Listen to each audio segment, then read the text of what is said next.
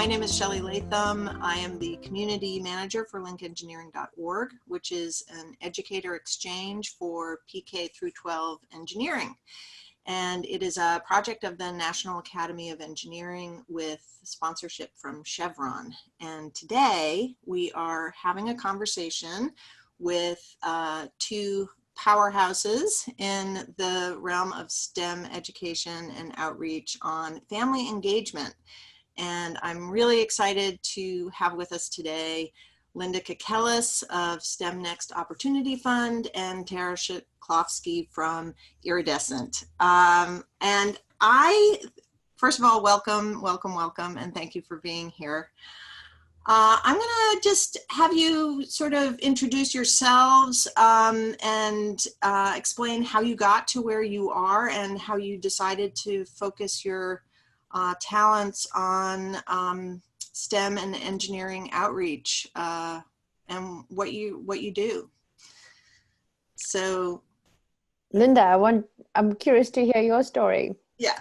Okay, I was curious to hear yours, but I'm happy to start. So I have to say, family engagement has been like a lifelong passion of mine in the many roles I've had as a parent and an educator, as a researcher, and also as the founder of TechBridge Girls, and now as an advisor with STEM Next. And I'd say it like starts back, gosh, like now it's been probably like over 25 years ago when my son was in preschool in a preschool cooperative.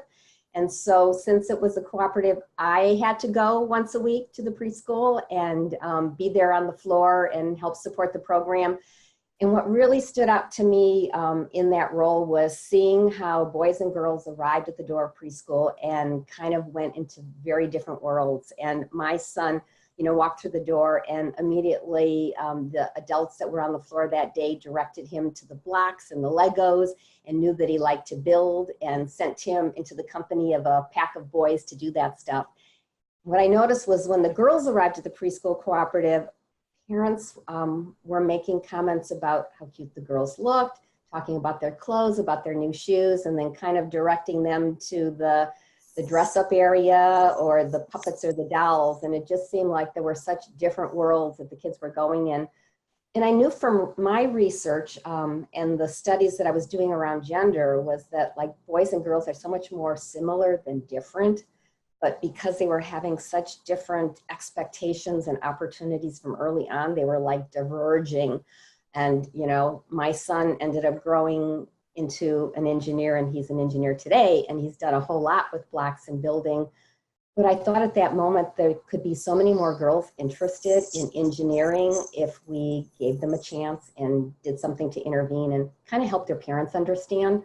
So back in those days, I did do some social engineering and shared research with parents and kind of helped reimagine the setting for the preschool so that the girls got to build and tinker and work with the boys, and just saw that there were lots of opportunities to kind of change the game for girls and boys. Fast forward to TechBridge Girls, I got the chance through our after-school programs to give girls those hands-on opportunities to tinker, to take things apart, try to figure out how things work, and do the things that they weren't necessarily getting to do at home because nobody thought that they would like to do them, and saw how cool it was. And because the girls were doing those things, the parents got to see the girls enjoying engineering and STEM and kind of bust some of the gender stereotypes that they had about their daughters. So now, for me, it's been great when I stepped down from TechBridge Girls to have the chance now through STEM Next Opportunity Fund to really see programs around the country that are on their own personal journeys to get more girls and boys interested in STEM and especially engineering, and involving parents in that role and seeing how many different ways there are to do family engagement.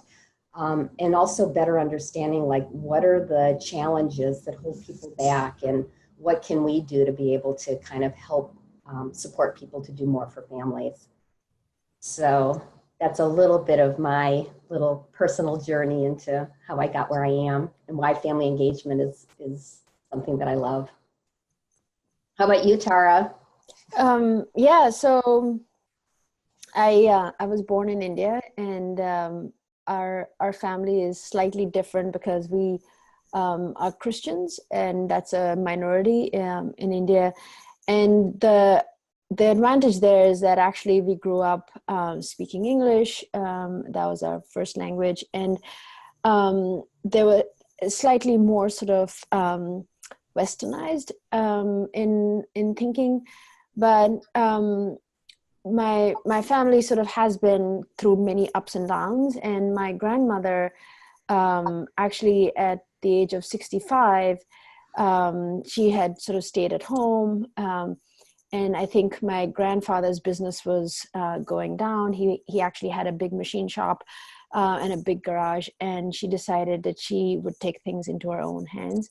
And so she actually cut down a tree and made 2 chairs, 2 tables, and started a school.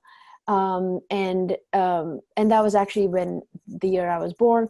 So the school is now, I'm 40 years old, and it has 700 kids. But it was a very unusual thing for a woman. And India is a complex society, especially when in the ways it treats women. And so I had her as an incredibly powerful role model. And then my mother is also very unusual. She was a doctor, and once she got married, she stepped out of the workforce. But then due to financial constraints, she had to come back to work. And at that, it's very, very hard to set up your own private practice in India. There's a lot of competition. And so at the age of 43, she actually joined the Indian Army as a doctor. And that was the last year she was actually eligible to do that. And it was just really, really inspiring to see these very powerful women who helped bring financial stability to the family. So I had them as role models. But then my father was a pilot in the Indian Air Force, and and I was the first kid. I have a younger brother, and he always brought me up as a boy. And I think we weren't very financially, I guess, well off, but I did have a very unusual upbringing. So I didn't actually have money for dolls. Barbie dolls are actually pretty expensive. But I grew up fixing engines and playing with engines. And it was just so interesting that you are what sort of our expectations, like the people around you, really shape your interests. And with practice, you become better, and with success, you develop interest. So interest is not something that you magically are born with. And so I grew up, I wanted to be an Air Force pilot. They actually allowed women at some point into the Air Force while I was, I think, 15 or so. But I was too short. My legs were like 4 inches too short. And so I was like, okay, I can't do that anymore. So I'll become an aerospace engineer. And so I did physics in my undergrad, and then I came to the United States to do a master's in aerospace. And it was absolutely amazing to come to the United States because I felt freedom for the very first time. In India, I come from a small town of more than 1 million people, but it's a very unsafe place. And I grew up at one point, I think my dad and my younger brother and I, we were going to visit my mom. She was on night duty at a hospital. And we got stopped by a gang. And I was 12 years old. And it was just such a horrific experience that, I had nightmares for until I was like 10 years into the US, when I was like, okay, I'm in a safe place now. Mm-hmm. And so when I came to the United States, I was like, okay, it was an incredible feeling of freedom, but I was so surprised that that there was this very strong gender stereotype. Mm-hmm. And that women, like, with pride say, oh, shopping is my hobby, or oh, I'm bad at math. And of course, in my aerospace engineering department, there are no women. And so I was just very, very surprised, because in India, I thought that US led everything, and societal sort of values were much more advanced. And so that was very sort of strange to me, and it kept nagging me. And then I was in a PhD program, doing aerospace engineering at USC. And I was in it for 5 years. And I wanted to work, ever since I was a kid, I wanted to work in this company called AeroVironment. They make really amazing, innovative airplanes. They made the first drones. They made the first solar-powered airplane. And I got to work there, but they really went the defense contractor route. And so I felt that that was really not what I wanted to do. And at that time, the aerospace industry wasn't the startup, thriving industry that it is now, where there you can, if you have an idea, you can build something. And so that was very surprising to me, that because for 20, or not 20, but like 10 years, I had put my path to working there. And then when I'm like, okay, maybe I don't want to work here, it's like the ground shifted from underneath me. And so I'm like, I don't want to finish my PhD because I don't want to work in the aerospace industry. So what do I do? And so I sat down and I looked at like, what were the really big problems in the world? And I looked at what my strengths were. And my strengths are basically just one I put down was like motivating people to do hard things. And on the other side, education really came up as a big one, and especially education for girls, because it's such a force multiplier, and women. And so I started Iridescent, and the idea is that engineers and scientists and industry professionals have so much to model, but they need to work in close collaboration with parents. Because parents are the main decision makers for children, and you have to start very early. So all of it, I did like years and years of research to figure out like the core model. And it cannot be, oh, you're only going to do an after school program for kids, because they have no agency. What happens after the program is done? What happens after they move away from that area? So what happens after your grant is done? And so you really have to have a systemic approach, and it's overwhelming to think about how much you need to do, but there's no band-aid solution. And so the idea is that we really want to train the parents to change the way they interact with their daughters. And so we have two different programs, the AI Family Challenge and the Technovation Challenge. And both are to find a problem in your community and use engineering and technology tools as a family or as a team to do that. So that's where we are. That was a very long intro. You know, I think one thing that really stood out with me is the whole notion about like people having expectation. And it sounds like for you, Tara, like people, and like you said, your dad wasn't thinking like, oh, you can't do this. And like, he wasn't saving things for his son to do in a way that seems to happen here a lot more. Everywhere. And, you know, and it's not like parents are trying to like hold their girls back and they're unconscious. So I think for me, what kind of empowered me with TechBridge Girls was kind of realizing that, you know, by having conversations with parents and helping them to see what their girls are interested in doing or can do and what they can do with their daughters, they can make a big difference. Because oftentimes it was like this aha moment for parents. You know, I know with one of our programs, we had a unit around cars and engines.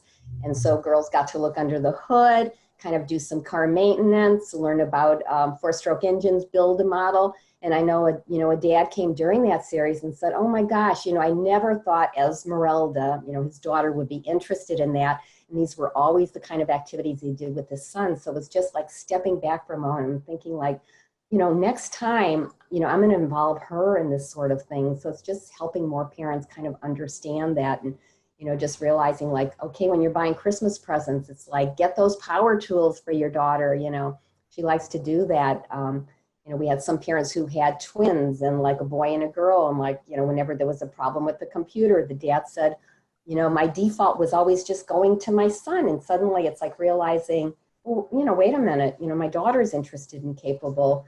So I think it is always kind of like pushing the boundaries and helping parents see what they can do and helping encourage them to get their girls more involved in engineering. And I really appreciated your comment about like how people feel okay about saying like, oh, I'm not good at math, or, you know, kind of being fearful. And I've been involved in observing some mother-daughter maker programs, and the mothers would say to me like, oh, with homework or when problems came up that involved technology or math, you know, I was always telling my daughters, go to your father. And, you know, suddenly they realize, well, what is that message communicating about females in those subjects? And helping empower the mothers to feel more confident and comfortable engaging in those so that they could be better role models for their daughters. Mm-hmm. The cars course sounds really cool. How did you go about doing that, and who came and taught it? And Our staff did. At the time when we were coming up, every summer we'd come up with new curriculum ideas and our staff would develop it. And at the time, this woman, Erica Rios, said, I want to do something that's like really fun and different. She goes, I want to do cars and engines. And it's like, okay. And so she developed the curriculum. So it was literally getting under the hood of our staff's car and kind of like, studying the parts and doing a little bit of work with it. And then actually there were some model kits for 4-stroke engines. So the girls actually built their own. And then we actually also got on Craigslist and got used lawnmower engines. And the girls got to take them apart and then reassemble them. So it was a lot of hands-on experience. And the girls, I mean, it was like probably one of the most empowering activities for the girls because it was just something that they so didn't get to do usually in their day-to-day lives. So I mean, even adults don't get to do it, right? So I think it's a generally, it's like the bicycle mechanics class, right? Like it's a huge, I think I've been running a local family club, and it's just so interesting that even highly educated mothers, everybody has this fear like, oh, I don't code or I don't program. Right. And then I'm like, it's okay, just come and play with you're going to do this. And at the end, they're like, I learned so much, right? Like I can code Python. Like somebody needs to show you how to do it, and then you build your own for the adults. I think one of the things we have found that parenting is so intense, and life sort of schedules and like schools are so intense that many times you don't even stop to think that what you're doing is not probably correct, right? And I think the schools, like, I see sort of some trends, right? Like the growth mindset was a huge sort of step forward. And then I think the social emotional learning is a big step forward, I feel. Like this whole thing around empathy, right? That is so valuable. But I think maybe there is room for training for parents around unconscious bias, and especially, and to make it a very formal, here's your toolkit, right? And like give them actual like tip sheets, because otherwise you have to make the whole connection, right? And just sit down and really think about how are you interacting and why. Mm-hmm.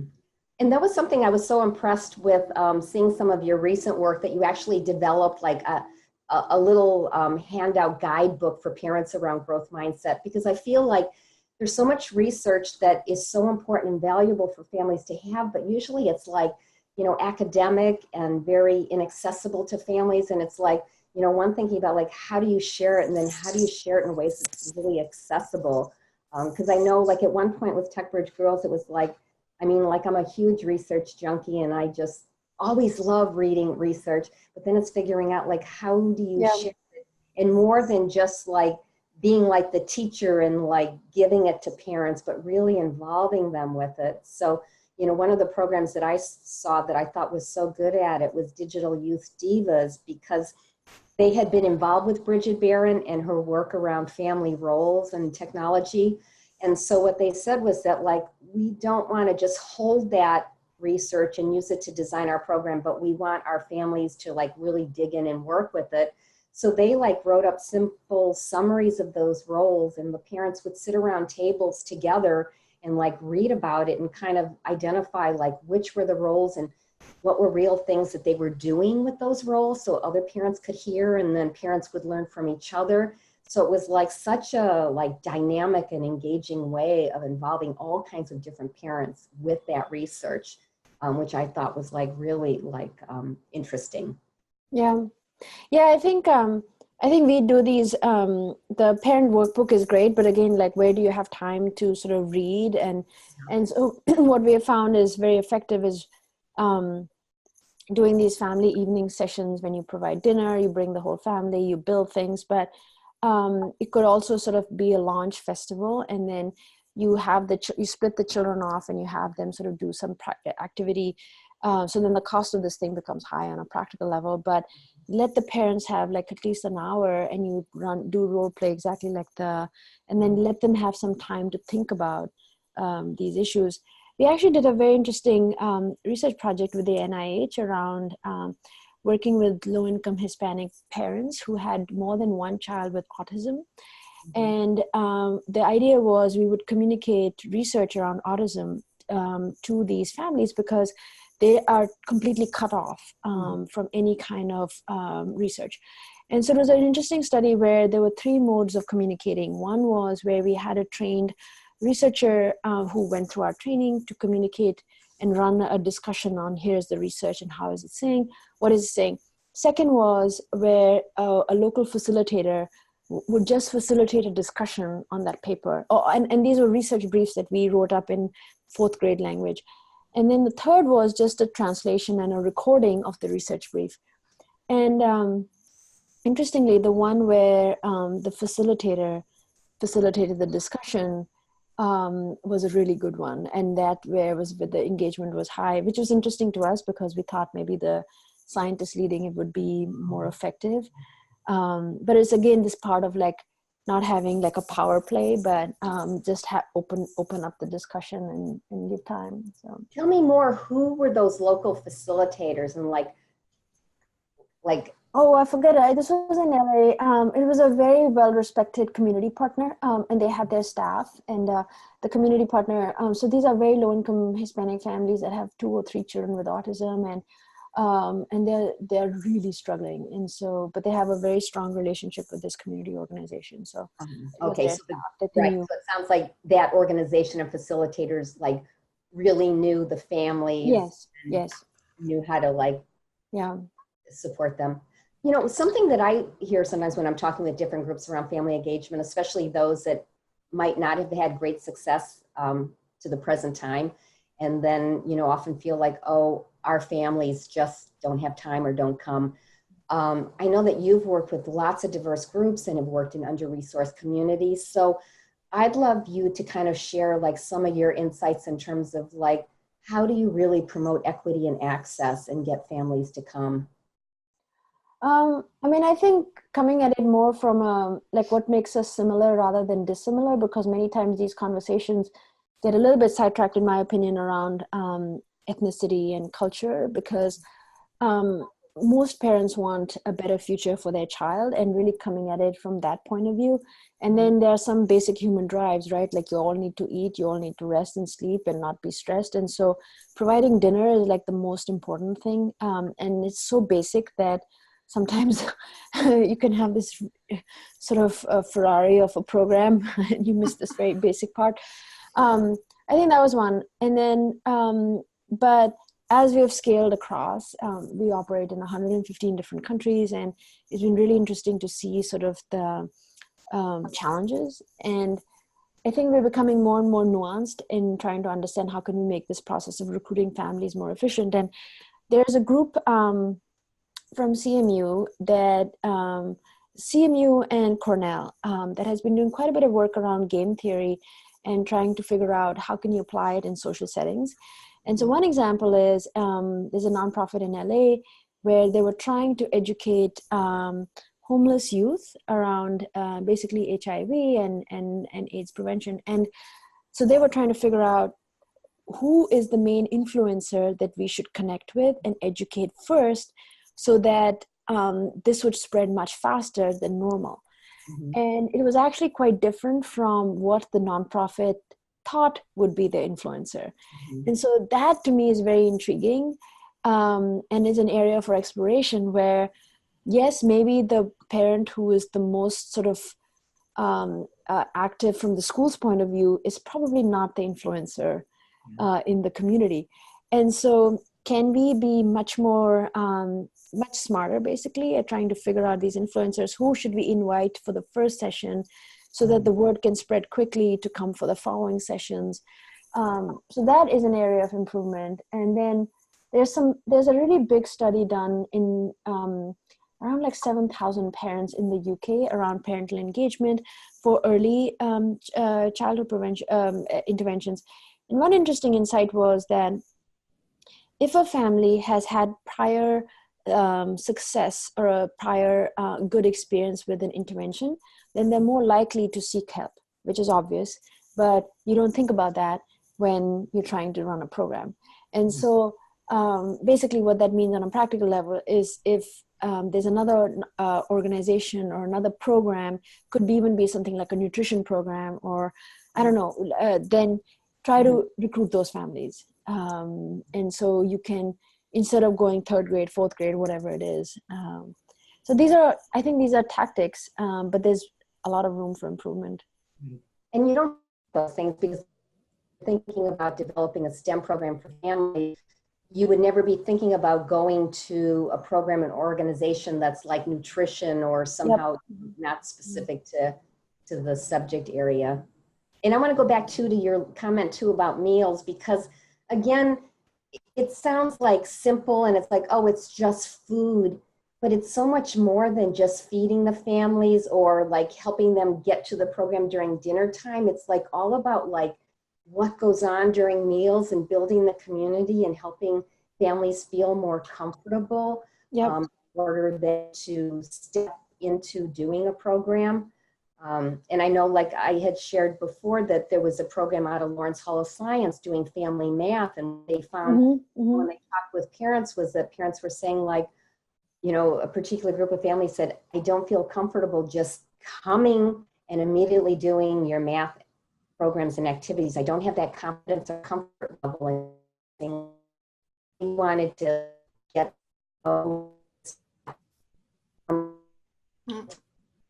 help bridge them, then make them feel comfortable to and I know sometimes like you don't budget for meals or you don't budget for childcare, and you know those could be barriers that you know keep some families from being able to engage. Yeah, I think all of these are issues at scale, right? And how do you work out the budget? And I think over time, we've learned that yes, you have to think even beyond post 1 year, and usually grants are for 1 year, right? And so we've begun to use this metric of a partner acquisition cost, really, because it takes so much work to go into a community and then to build trust. And then the grant is over that first year. And now what? The grant funder wants you to go to a different area. And then that momentum has been lost. And so what we have found, like a rough ballpark, is it takes about 3 years to sort of build trust in a community, and you've built enough sort of human capital in terms of their training and awareness. And so you cannot even expect costs to go down that dramatically for second, third year. But then following that, we need to be more mindful of sort of bringing in local funding, local resources, and to help the program be sustainable. Otherwise, you're just jumping from place to place to place based on your grants. And the logistical costs add up, actually. Yeah. And I think that's such an important point for us to be able to really amplify with funders to help them realize, like, you know, especially for something that's as important as family engagement, where you're building trust and relationships and you don't want to just come and go from a community, that they need to understand that it does take time and how important that is. And I think your point in terms of sustainability is really important to think about that from the very beginning, because I know even when we get 3-year grants or 5-year grants, often like the whole focus early on is on running the program. Yep. It's not until that last year that you start to think about sustainability, and it's so important from the start to really be thinking about sustainability. Yeah, I think it's just mental cognitive load on the organization's part, but it just has to be, I mean, I think with maturity, you are able to handle that load, but it's just such an important part to keep in mind. Linda, I am curious, like what were some of the sort of big pain points when you were at TechBridge, or like some, because I feel that I was just thinking this morning, like there have been so many big mistakes that I guess I would not, now I'm advising another person to start a nonprofit, and so many things that I wouldn't do. And so I'm kind of curious what your experience has been. A couple of mine that, as I was like reflecting on this, like one was like not trying to be too perfect. And I'll give a specific example around this. Like we heard early on when the parents said, like, we want to know more about what's going on in the program so that we can support our girls, and like at the end of a program we can talk about what she did that day and know how to find things, you know, going on in the community and ways to support her. And so what we decided to do was kind of develop newsletters, but like we probably me, wanted things to be like looking good and being perfect and being real well written and like being like designed well, that this ended up becoming a really labored, long process. So parents weren't getting updates in a timely way like they wanted. And it just took so much time and money. And, you know, in retrospect, what I realized from hearing from other organizations is that just do something really fast and simple, like, you know, at the end of the session every week, have your program staff, you know, send a quick email or a text and say, like, you know, the girls were doing this. Here's like 3 questions you might ask to help like encourage some discussion around the dinner table. And then here's like, you know, a book or something online you might be able to follow up on. And I've seen like, you know, an organization being really nimble in doing that. And, you know, I just thought like, oh my God, like I put my staff through a really horrible process about like trying to review and edit and get everything perfect. And in the end, it just didn't work. So it was like a big waste of time. I guess another kind of failure and lesson learned was don't assume things. Like, you know, you might discover with parents what a problem or a challenge is. And then one of ours was figuring out like, how did we get more families to come and support their daughters in our summer program? And we were finding that the girls that had the most opportunities and advantage and were doing a whole lot of summer programs were also coming to our Tech Bridge Girls Summer Program. And then there were some girls that weren't doing anything in the summer. And we thought we really want those girls and families to engage. So we had heard some comments about transportation was a challenge. So then on our own, we kind of designed what we thought was the solution and hooked up with the family shuttle service and made it available for free to families. And lo and behold, nobody did it. And so it was like, whoa, you know, we didn't talk with the parents to really find out, was that what they wanted?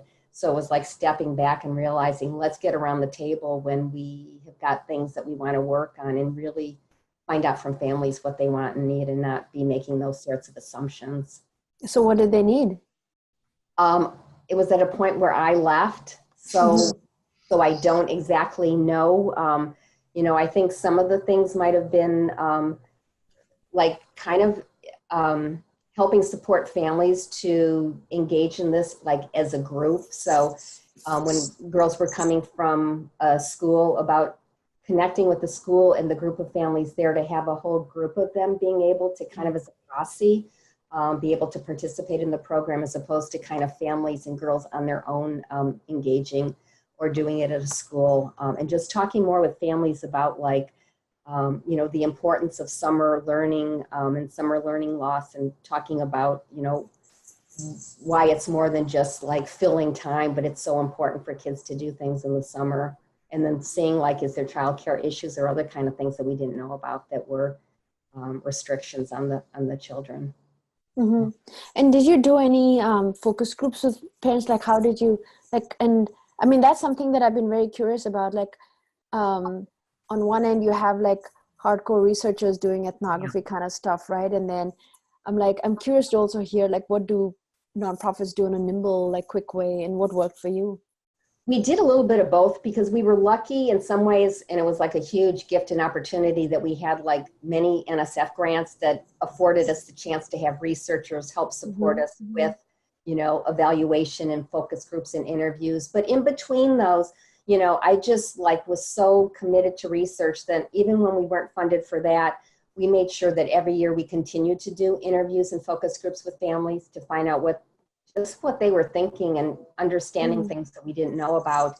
And sometimes like learned really interesting things in terms of, one example is like, you know, we were talking with girls about their future and what they wanted to be. And the girls were saying like, oh, I want to know more about STEM careers, or I met this great role model who's in mechanical engineering. How do I follow her path? And, you know, my parents say like, they're happy with whatever I want to be. But the girls said, I want more support or more direct guidance from my parents. And when we talked with the parents, they were saying like, oh, it's too young to be talking about careers with that girls. We don't want to, you know, narrow their options or make them think they have to become an engineer. So just realizing there was a huge divide and disconnect between, you know, what each other was thinking. And it really could help the parents understand what their girls wanted and needed. But also what I found was often very informative was really having a lot of informal conversations and short talk times with parents and just being there. So like parents would like share little things with me that like would kind of blow my mind and like would be those lessons that would stand with me forever. So Like what? you know, one time, for example, we had a program where the girls were learning about design of exhibits at Chabot Space and Science Center. So on the weekends, they came up there and spent time working on exhibit design and learning how to do research and interview people around it. And one of the girls' dads brought her up to the museum for this. And then he talked to me a little bit after he dropped her off and said, oh my gosh, you know, I feel so terrible that I can't do much to help her. And he just felt like he was worthless. And he said, you know, I can't speak English very well. I haven't gone to college. I don't know technology or engineering. You know, he was working in a Chinese restaurant in Oakland, Chinatown. And it was like, here he was either taking time off from work or rearranging a schedule to get her up there. And it was like, that's what counts. So it's like suddenly realizing like helping parents like him know that what they were already doing Right. like so important, and just empowering them, like don't feel bad that you're not like you are doing what it takes. So Yeah, you know, I think from my side, I think there were two really big things that we messed up on, and one was we asked parents if, like, we do a 5-week family science program, and we asked everybody would say we want to do more of that at home.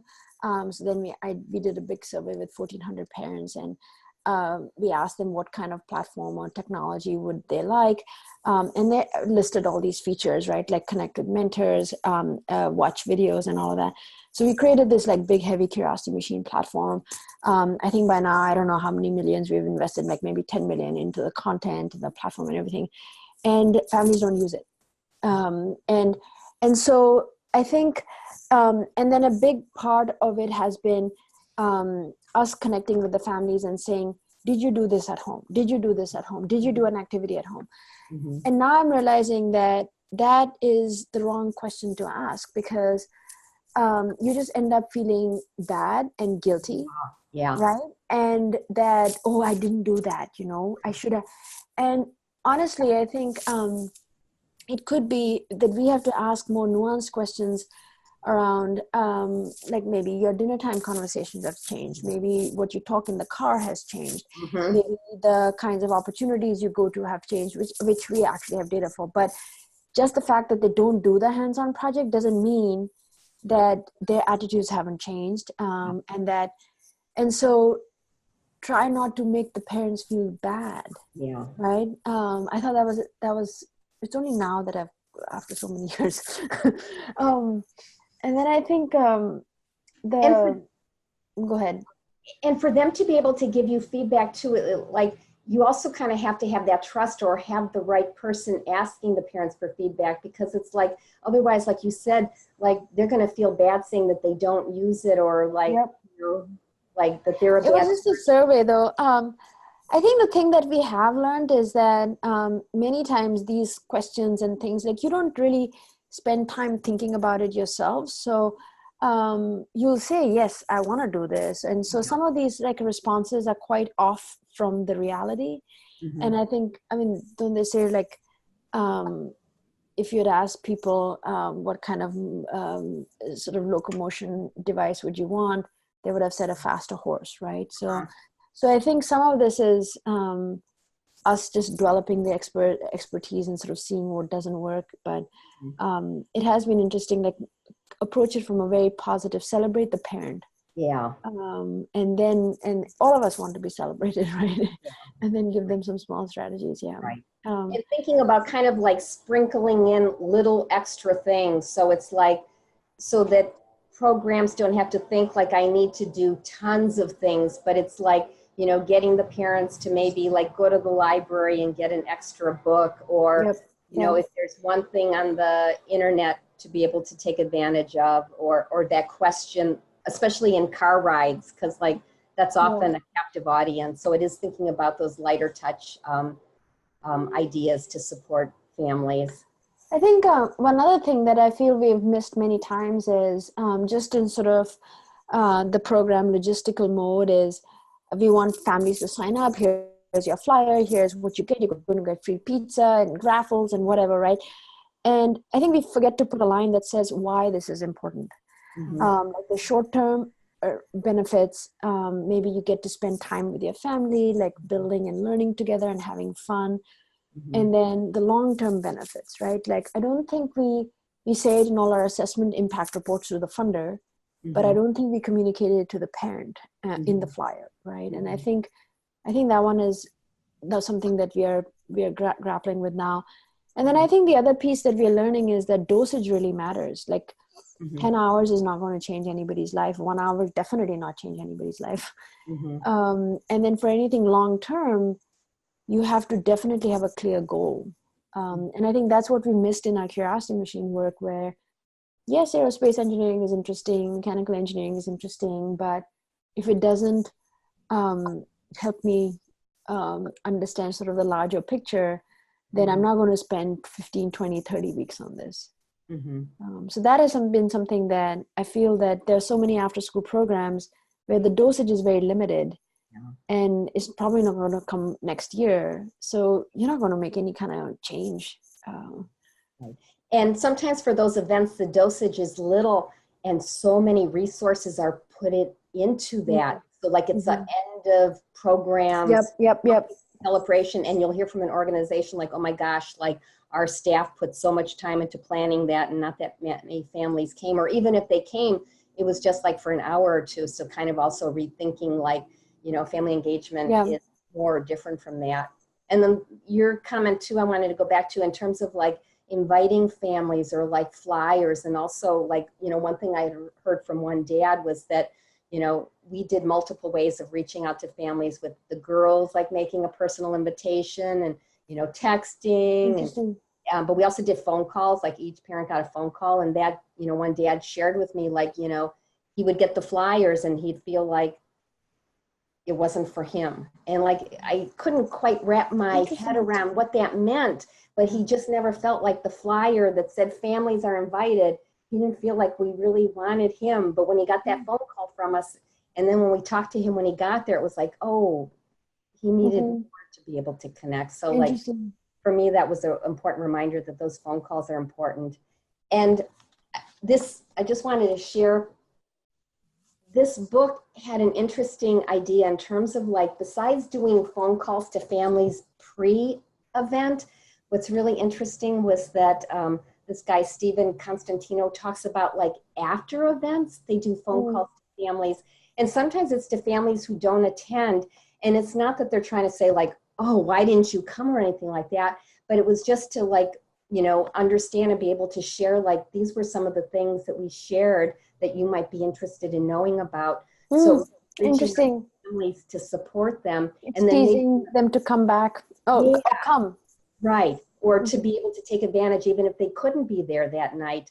And then sometimes in the process of learning something about like what was the barrier, or just having that relationship. And I thought, that's really interesting. I never would have thought about having any follow-up calls after an event, either for people who showed up or didn't show up. And, with the ones that showed up, it could be a few phone calls just to thank them for having come. And it's just kind of a new way of thinking about more touch points with parents and kind of building that relationship.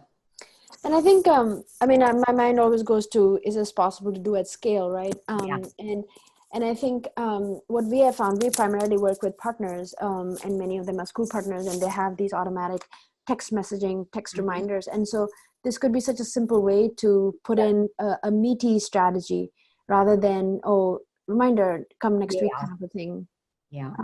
One other piece that was interesting to me in the research that I did on parental engagement, we did that for an NSF grant that we were writing, that sometimes some of these families may need some guidance on time management. I thought that was very interesting because I guess more affluent families actually have to juggle quite a bit, maybe through work, both parents are working.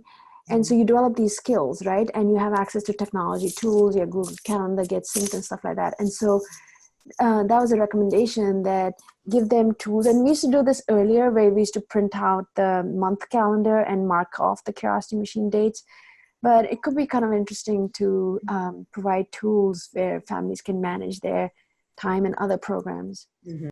So what, do we want to switch gears? Shelley, did you want to? Well, I'm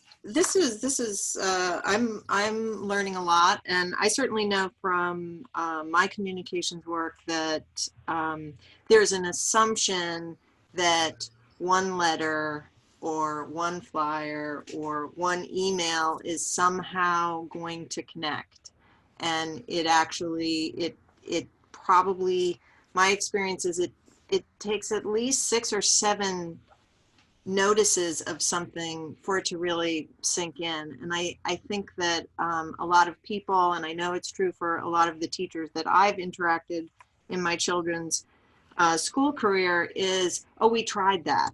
Mhm. You know, we tried that and it didn't work. Nobody Mhm. came. And it was really just like one thing that they did. And it was one little line in a school-wide, bulletin. And they think, oh, we did that. We invited people and we didn't get a response. And then that just kind of becomes this anecdote that shuts down any kind of future engagement. So I'm hearing what you're talking about in terms of, you gotta come at it from every way. You can't You got give to really up. care. Yeah, and you do. And you actually do have to care. That's the first thing. Yeah, Yeah. you do have to actually want them to participate. I guess I'm curious. I just want to bring it back to maybe to engineering just a tiny bit. Like, what is it about family engagement that really either engineering activities are a good fit for families connecting together, or what are the ways in which families being involved makes that more powerful for the students? That hands-on experience in the engineer design process is like so well suited for family engagement that, it's that chance to, like, you don't have to have the answers or, like, have a lot of expertise in college to be able to do the design challenges and, like, jump in, and, like, parents and children together can, like, well engage kind of on an even playing field as they're, like, designing and testing and revising their work. So, like, when I've seen families, working on that together, it seems like it kind of breaks down the barriers of families, like, stepping up and, like, not being afraid of engaging in a hands-on kind of way, and then taking away the enthusiasm for engineering and wanting to do more with their kids around it. I think what we have seen, that it's such a special bonding experience because it's sort of outside of the home. You don't have to worry about food or whatever. And so you're just focused on learning something and doing something with your hands. And so unlike a lot of, I guess, coding, computer science types of activities where the laptop screen can be actually quite a barrier, right? Like when you have people around, but a hands-on kinds of environment is very open. It fosters discussion. What we have found works really well is that the children bring curiosity and absolutely no fear of failure. And the parents bring the maturity of when it is going to fail, how do you deal with that failure? And so we always see the parent being awestruck by the child's enthusiasm and just creativity, and then working together as a team. And then the kid is always so excited to say, I've never seen my mom learn with me. Right? Like, so that piece of switching the roles is something that the kids really appreciate. And so I think that collaborative learning is, engineering and hands-on learning, which is slightly different from making, right? Because making, I feel, actually, you may not even have like a clear end goal and a clear test, where for an engineering design challenge, it has to accomplish a certain thing, and you need to have some understanding of the principles underlying it. And so there is a clear kind of the many ways to get at it, but if you don't make your paper airplane correctly, it will not fly. And so it's different from a origami kind of project, right? Like, so So I think there's some element of like an exciting goal, and you're working together to get it to work, right? So I think engineering has that kind of suspense and drama built into it. This was fantastic. It was a wonderful learning opportunity for me, and I'm glad that we were able to find ourselves all in the same virtual space at the right time. So I want to thank Tara and Linda for joining us today, and I encourage you to check out LinkEngineering.org. So thank you so much, Tara and Linda. I'm glad you could join us. Likewise, thanks for having us.